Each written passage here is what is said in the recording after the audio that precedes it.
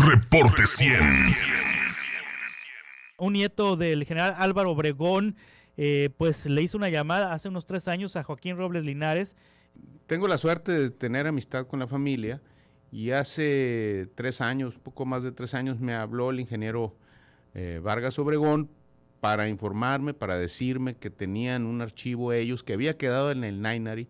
El Nainari era la hacienda del general donde él residía, que construyó en el Valle del Yaqui, y que había estado durante su muerte en julio del 28, se había quedado ahí. Otros documentos lo habían traído de la Ciudad de México junto con el cadáver del general, lo habían dejado y ahí habían pasado todas estas décadas.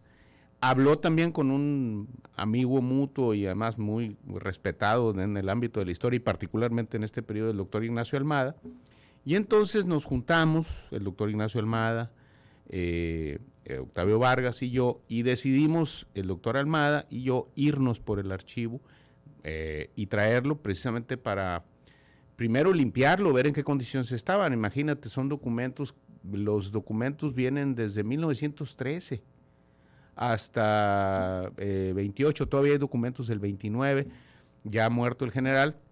¿Y de qué se trataba? Revisamos la información y no la trajimos.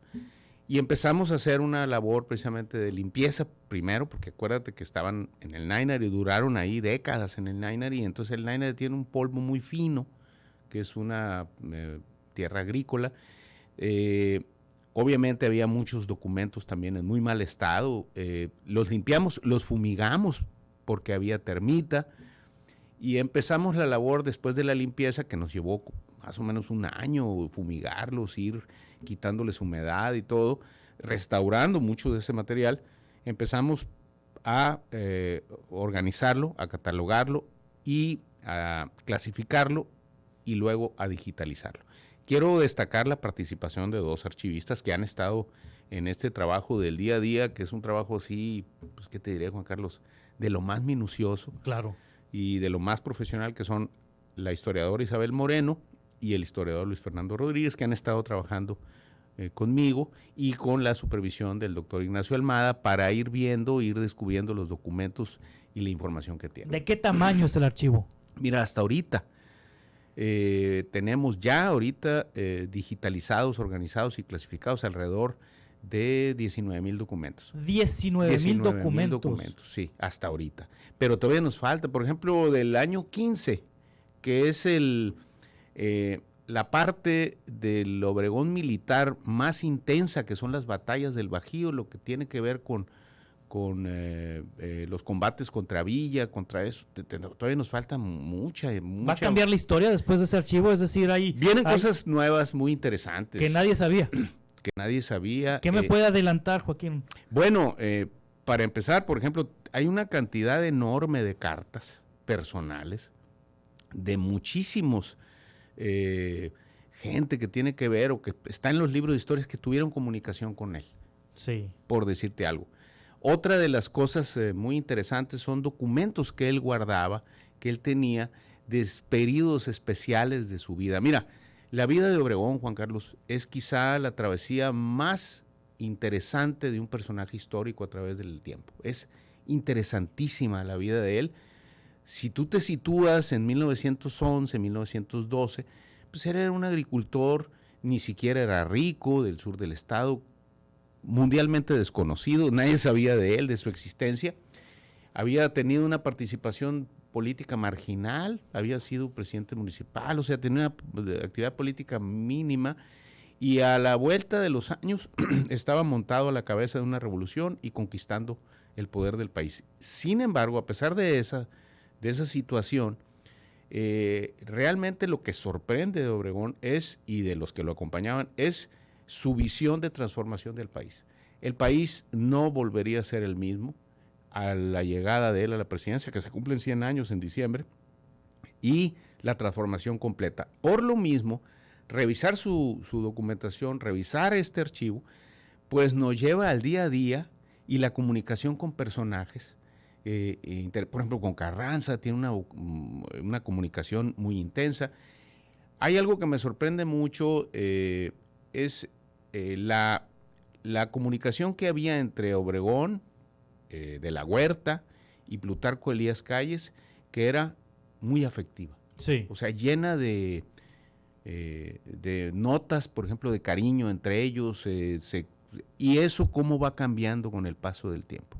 Llegas a finales del 24 y de la Huerta se convierte en aquel amigo entrañable, en un enemigo feroz que desata una rebelión que lleva más del 60% del ejército. Entonces, hay muchas cosas muy interesantes, expedientes que él conservaba de otros personajes que pues hacen revelador el archivo.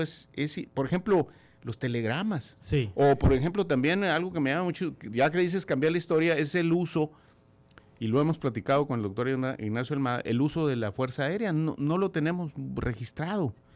Él hace un uso en los combates y además, ya siendo como presidente hoy después, un uso de la Fuerza Aérea con pilotos pues que yo no tenía registro. Un piloto de origen norteamericano, Rafael O'Neill, que tienen una actividad intensísima, la modernización del ejército. Es un hombre que tiene unos registros impresionantes. Sí, ¿qué van a hacer con este archivo? Bueno, me dice que lo están digitalizando. Lo estamos digitalizando. El doctor Ignacio Almada Bey, tengo entendido que va a presentar un libro sobre Álvaro Obregón. El doctor Ignacio Almada Bey está escribiendo una biografía. Sí.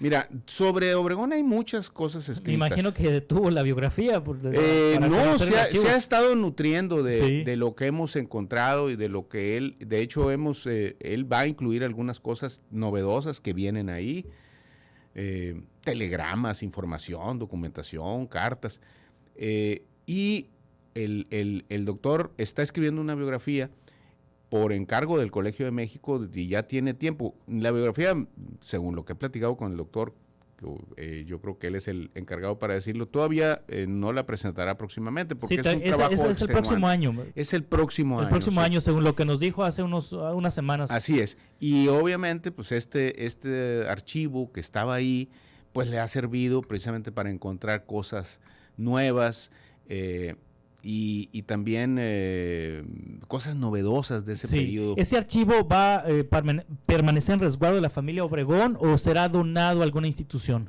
La última plática que yo tuve con el ingeniero, él no sabe todavía bien a bien qué va a pasar con el archivo. O sea, ahorita lo que importa es limpiar, ordenar, clasificar y digitalizar. ¿Para qué? Para que ese archivo se pueda consultar vía internet, como se hacen ahora, no sé por todo el mundo, sí. Sí, ya por ejemplo las consultas, tú accedes a ciertos archivos en todo el mundo y revisas la información.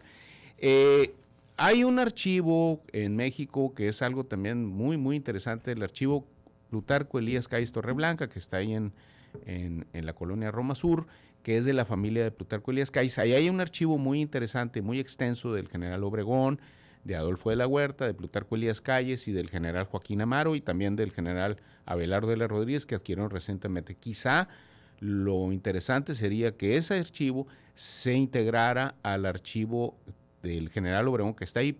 Te voy a explicar por qué. Creo yo, y lo he platicado con el doctor Almada, Obregón, Calles, son personajes de dimensión nacional. Claro. Y creo que su lugar y donde deben de estar esos archivos en un todo es precisamente en la Ciudad de México.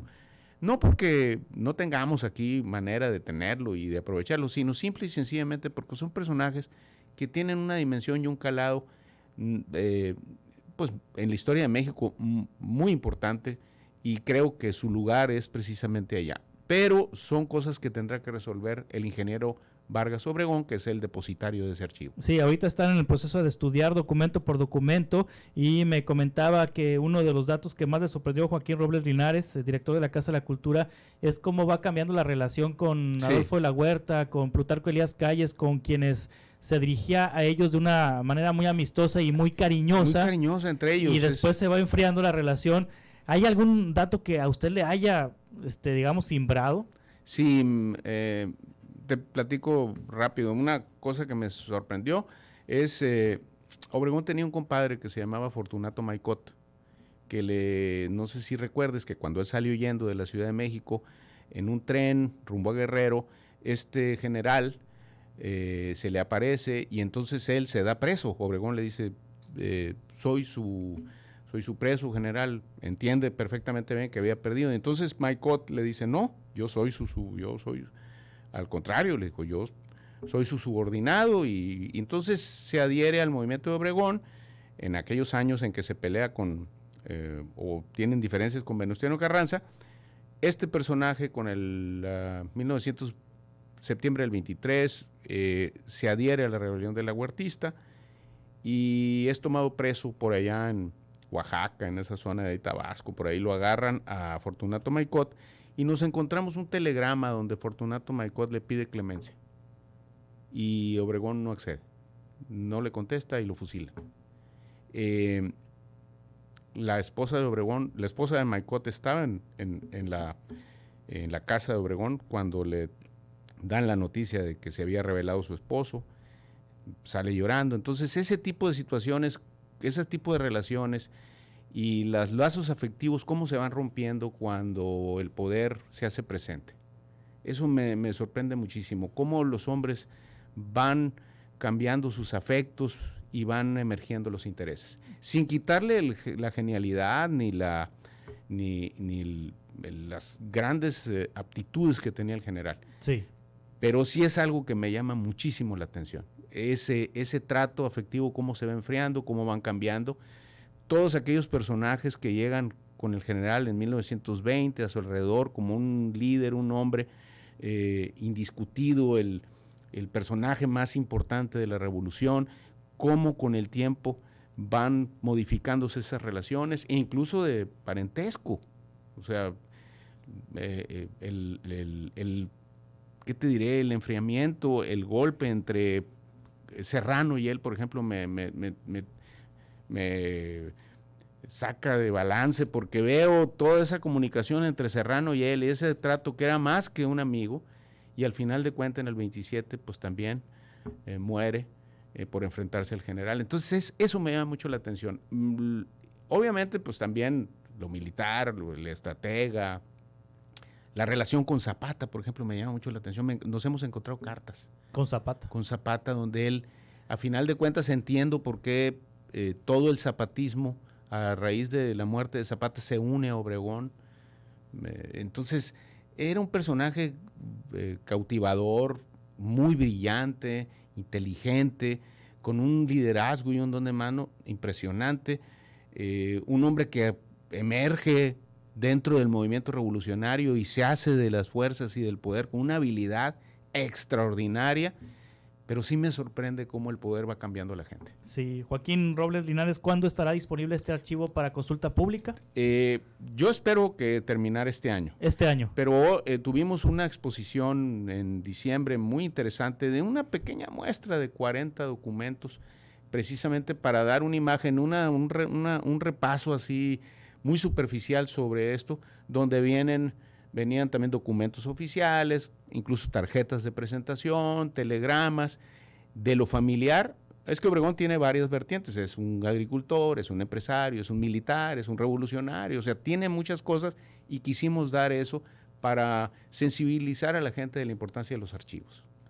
Qué interesante, ¿eh? Felicidades, Joaquín Robles Linares, y qué bueno que Octavio Octavio Vargas Obregón, nieto de Álvaro Obregón, hijo de la última hija, que murió recientemente, doña María Mona. Sí, hijo de la última hija de Álvaro Obregón, pues haya tenido la generosidad de entregar este archivo. Sí, ellos son los más interesados y además muy motivados, sí, y con una gran generosidad y una apertura, porque mira, toda la información tú sabes que es comprometedora o en un momento dado puede desmitificar o puede tener consecuencias. Y en este caso, ellos, al igual que la familia Calles en la Ciudad de México, Norma Mereles, tienen perfectamente claro cuál es el papel de sus parentescos, sus familiares en la historia. Y es que, bueno, suena duro, pero Álvaro Obregón no les pertenece. No, Álvaro Obregón ya es parte de la historia de México, ¿no? Y además, la verdad, cuando uno se mete a estudiar la vida de este personaje y se mete a sus archivos y se mete a sus cartas, incluso las cartas personales son de lo más interesante. Yo creo que he leído como unas 800 o 900 cartas Y no dejo de sorprenderme del tipo de comunicación que existía. Es algo fascinante. Y entrar con este personaje, pues es vivir la revolución desde dentro. Muchas gracias por estar aquí con nosotros y contarnos. Estaremos pendientes. ¿Cómo no? Reporte 100.